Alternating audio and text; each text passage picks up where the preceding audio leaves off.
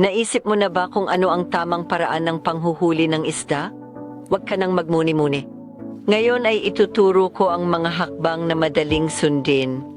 Una sa listahan ay paghahanda. Ang susi sa matagumpay na ekspedisyon sa pangingisda ay nasa pagpaplano. Ito ay nagsasangkot ng pagpili ng tamang kagamitan sa pangingisda, kabilang ang pamingwit, mga kawit at pain.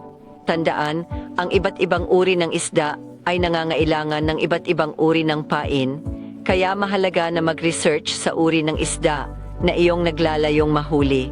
Susunod, kinalugad namin ang sining ng paghahagis.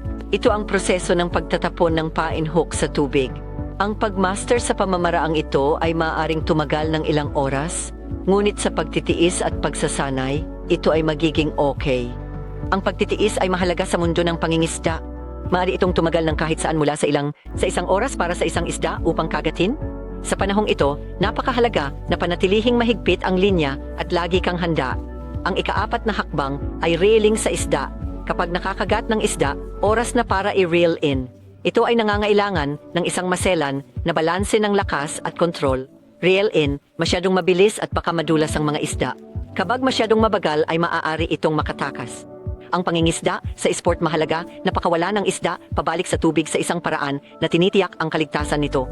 Ito ay nagsasangkot ng malumanay na pag-alis ng hook at paglalagay ng isda pabalik sa tubig ng mabilis hanggat maaari. Kaya naman ang tamang paraan ng paghuli ng isda ay may 5 hakbang. Ito ay paghahanda, paghahagis, paghihintay, reeling at pagpapalabas. Ang bawat hakbang ay napakahalaga at nangangailangan ng pasensya, pagsasanay at paggalang sa isda at sa tirahan nito. Tandaan, ang pangingisda ay hindi lamang tungkol sa panghuhuli ng isda. Tungkol rin ito sa karanasan, ang koneksyon sa kalikasan at ang thrill ng pangingisda. Kaya sa susunod na ikaw ay nasa tubig, maglaan ng isang sandali upang pahalagahan ang kagandahan sa paligid mo at magsaya habang humuhuli ng isda. Happy fishing!